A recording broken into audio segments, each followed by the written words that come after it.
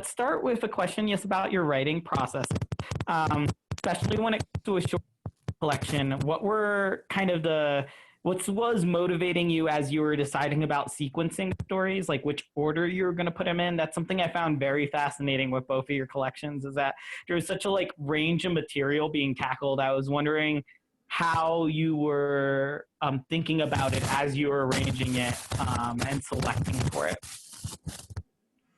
Yeah, do you want to tackle this one first, Sadie? Or am I throwing you under the bus? Oh, no, so I went to like a panel at AWP, which for those of you that don't know is a writing conference with a lot of panels. But there was one panel that was particularly useful about this very topic. And one person said there, and I don't remember who it was, but said there they thought of it as like a mixtape, like when they used to make mixtapes, and like that you kind of want a certain rhythm and that a mixtape in terms of the emotions that the reader is going to be going through. So that was a really useful kind of idea for me to have in the back of my head. And with my book, because there are some really heavy notes, I knew I didn't want those notes hit in a row. Like I wanted people to have like some of the humorous stories in between some of the heavier stories. So those were two things that I thought of a lot. It's also really funny though, because I don't think I've ever read a short story collection in order before. That's just not who I am. And so I was apparently thinking of the reader who would read it in order, because what else can you do? But yeah, I tend to read front to back, even with short story collections. I don't know what it is about that. And for me, like the hard part with the short story collection was coming up with some kind of core. For a long time, I just wanted to put like anything I ever wrote that was a short story into a book, and was kind of frustrated to realize that they didn't really go together, and that it was going to take me a long time before I had like a collection amount of stuff.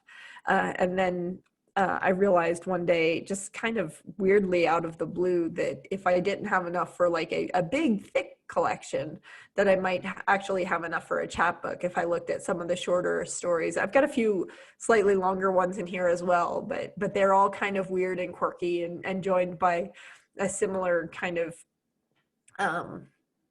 just weird tone, I guess. And so I was like, okay, once I had that, my idea was that they were all kind of weird takes on different genre fiction, but with maybe a little bit of a feminist or woman-centered view to things. And so I was like, once I had that idea, then it actually prompted me to write a few more that I didn't have before. But as to how I came up with the order of them, I honestly don't remember. I'm like trying to think of like, I think I laid them out on the floor and like just kind of like tried to figure out how one might go to the next.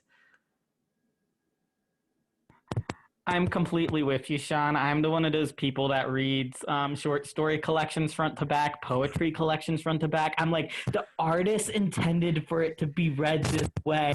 I get like about it, so I'm glad that I'm not the only person who's like front to back, you have to. And I love how quirky the stories are. Ooh, we got a question from Samantha Grant, so I'm gonna ask it right now. Both of you have short story collections and novels. Is your process much different for short stories compared to a novel? Sadie, since your novel switches between narrators, is it a bit like short stories that work together? Yeah, absolutely. In fact, when I started that novel, I thought I was starting a short story, and I wrote one, and then it was two sisters, Emma and Anna Lou, who are the main characters. And then I had a story about Emma, and then I was really into the sisters, so I wrote another one. I wrote an Anna Lou, and then I wrote a couple more of each, and then another one of their siblings crept in, and then Manti, the character that you see, the changeling boy, who's a very strange figure in the book, he showed up, and then I was like, well, maybe I'm writing a novella, and then it just got out of control. So that's what happened. But so for those two, the process is the same. I have a second novel that I wrote much more like I think is probably typical maybe of novel writing, where I had a plan, and I knew it was a larger story. I knew when I sat down I was writing a novel, and I even sort of tried to map it out beforehand. Yeah, I feel like story writing is very different for me from novel writing, in part because, and this is not always the case, but sometimes I can work out the whole short story in my head before I start writing it. Sometimes I won't. Sometimes I'll just sort of start writing and see where the words take me. But maybe often for short stories, I'll have like the complete story pretty much in my head by the time I sit down to write it. And then it's the most satisfying thing because you write it and it's like, you know, and the words come out and there's the story.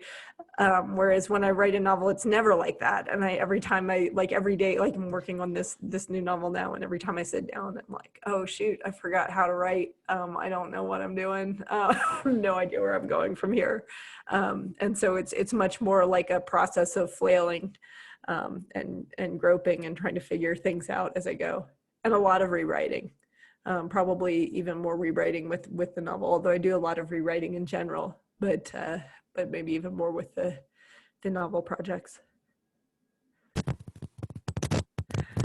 What was the first story in your collections and the last? In terms of writing or in terms of order? I'm going to ask a follow-up.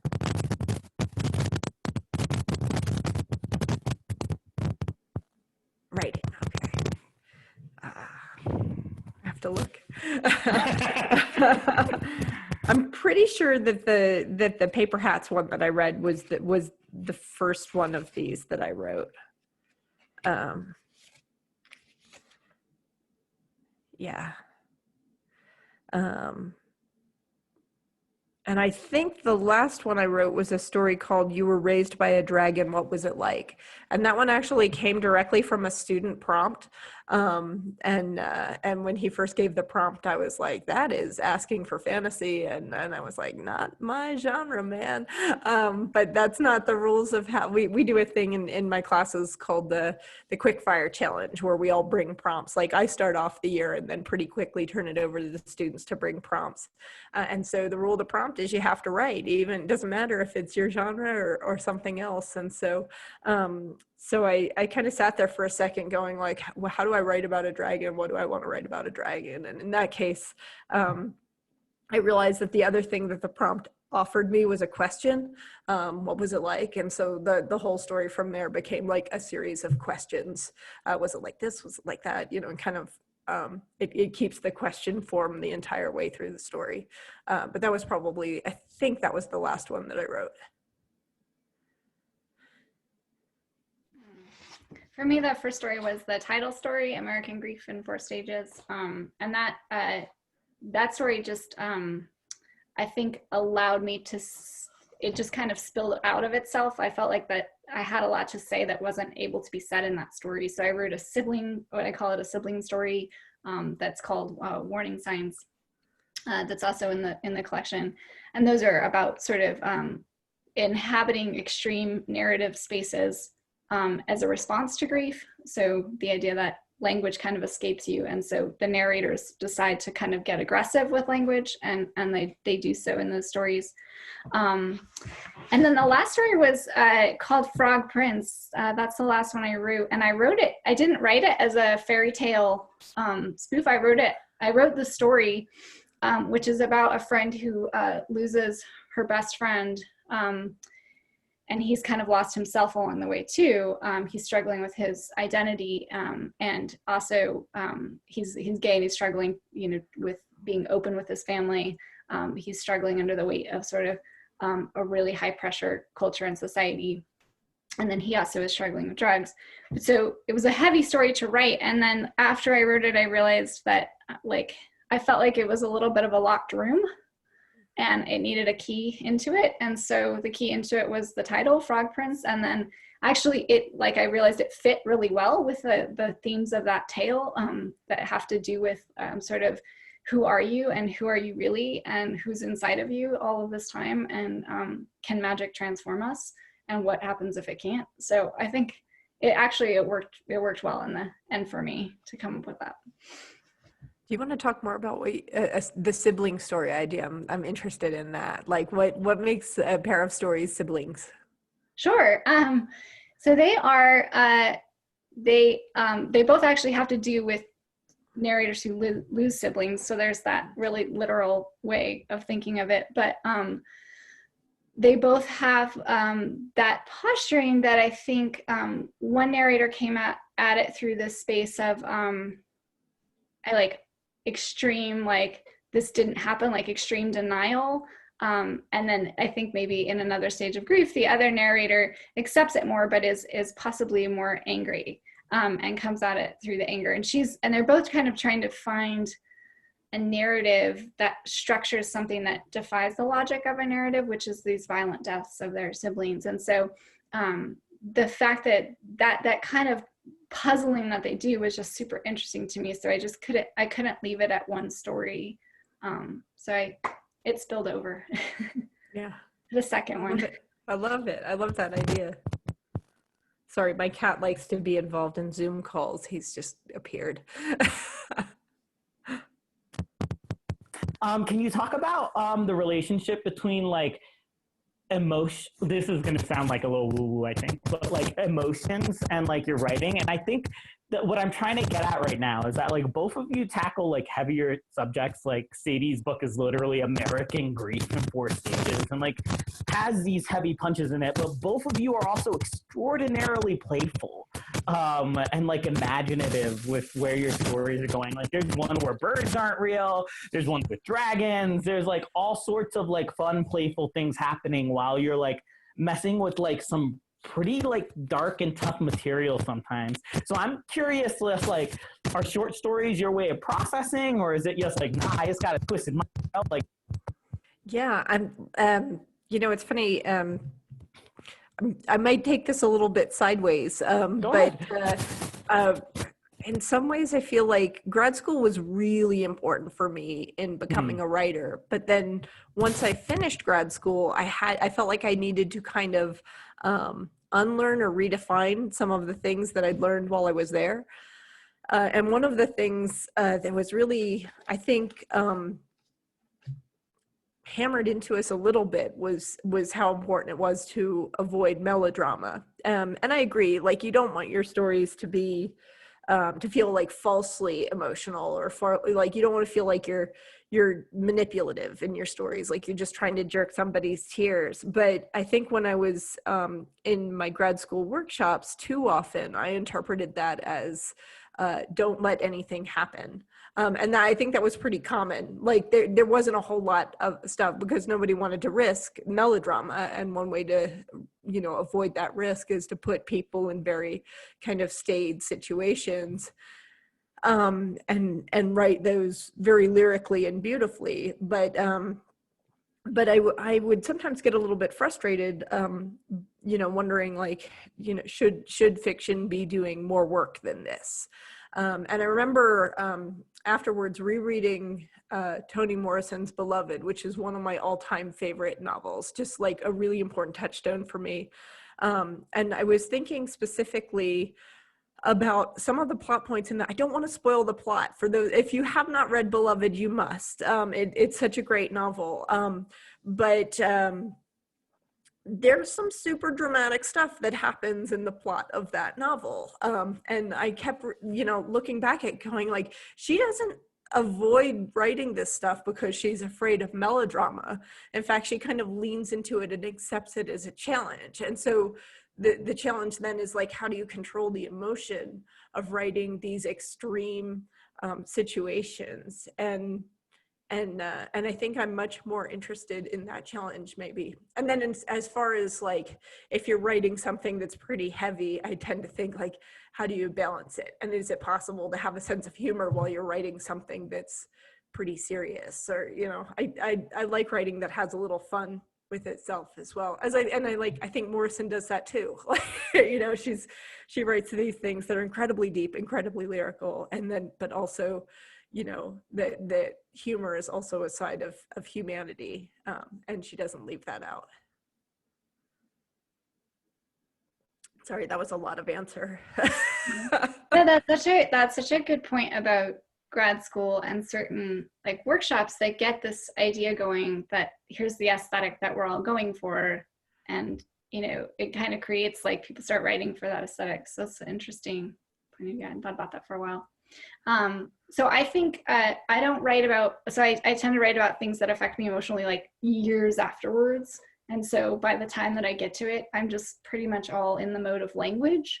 And the emotion is real, it happened, it's inside me, but it's a little bit aside for the time of writing. I don't like mwahaha, you know, kind of right. I feel pretty cool emotionally when I do sit down to write it, because I'm focused on sentences and words, and coming up with articulate ways to say it. And another thing that I think I try to do is I try not to write about anything until I feel like I've come like full circle on the empathy merry-go-round. So like, if I feel like, oh, I feel really angry at the situation, like I have to have gone all the way around to like I've understood all the points of view, I've understood all the people involved. If I'm going to write about a situation like this, I can properly show empathy and give those folks their due for whatever emotional response they had in that moment.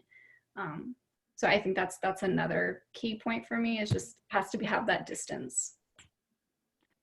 Those were both really insightful answers. Thank you for being so generous. I'm out of my questions, but it's not too late to drop a question in the chat. And I'm also curious whether Sadie has any questions for Sian, or Sian has any questions for Sadie that we wanted to add, or if you both had anything that you wanted to plug before we wrapped up. Sure. I'll throw out one of my favorite questions, which is there a best or worst piece of writing advice you were ever given that you would like to talk about? Oh, that's such a good question. That really puts you on the spot, though. No, the best is easy to think about, but the worst is kind of more interesting. So I kind of want to answer the worst. But I'll say the best, which is Melanie Raytone, who was my dissertation advisor at the U, and who, Willy, you probably know, and Sian too, and who's just absolutely fabulous. Amazing, yeah. She just was, her kind of general advice for me was always go deeper, go bigger, go more. But one way she had me do that is to just, for every page you write, take out one mediocre detail and put in one stunning detail, with the words that she used. Mm-hmm. And it's just really good advice, because, and I give it to my students all the time, because it teaches you to pay attention to your writing. It teaches you to go back and give your writing that care. And it can, no matter how many times you can do it, you can always do it more. And so she just taught me to care that much, and to invest that much time in it. So that was really for me. Yeah, that's good. Yeah, that's a good one. Yeah. Can I ask you the same question? Oh, sure thing. I had another one, but it's not as good as yours, so I'm still yours. Oh no! It's funny. I was thinking about one of my mentors was Judith Ortiz Kofer, and one of the first things she ever had us do was write flash fiction. And at the time, this was like 1999 maybe 2000 actually, and I don't think I'd ever read any flash fiction. I had no idea how it worked, how it was shaped, or anything. But she had us read Stephen Dunning's Wanting to Fly was the flash fiction we read, and then she had us write a story that the title had to be wanting, and then you could fill in the blank, whatever. So it has like desire built into it. But she had us write a 750 word story.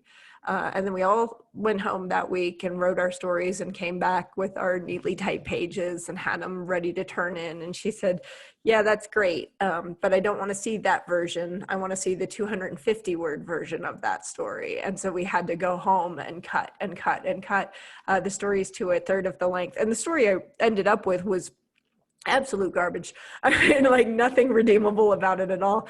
But what I took from it was how to compress language and all the details that you don't need and what can stay. And so like, even though the story that resulted was not great, the lesson I think I took from it, man, the first thing you can cut are all those adverbs and make your verbs do so much more work. And just, that act of trimming. And now when I have students who are like, oh, this is over the page limit, is that okay? Because I tend to give them page limits rather than maximums. I'm always like, I bet we can find a place to cut. Let's have a look. My question before that was, do you use prompts a lot? Because I was so intrigued by the story that you had put together with prompts, and kind of, do you kind of set up conceits for yourself a lot? Sometimes, yeah. Like even sometimes, even when I don't think I'm using a prompt, I've given myself a prompt that I just haven't conceived of in those terms, and then sometimes no. I remember there's a short story that I wrote once, and I'd been reading. Oh shoot, I'm totally blanking on. Oh, Wild, Cheryl Strayed's Wild. And there's a scene in it when she's got this enormous backpack that she's packed for this hike, and she mentions having a rape whistle in it, and that detail really stood out to me because I was like, man, if you're in the middle of the wilderness and you blow that whistle, who do you expect to hear it?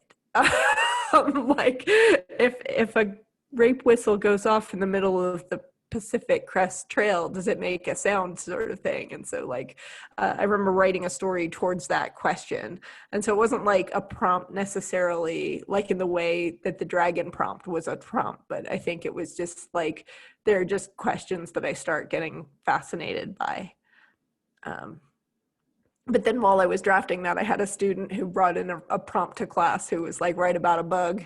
And I ended up writing about a tick because it was a hiking story. And that part of the story may be my single favorite part of the story. And it wouldn't have come in if the student hadn't brought in that prompt that day. It was just pure luck because my mind would not have gone that direction. I like the way a prompt can make your mind go a little sideways from where it wants to go.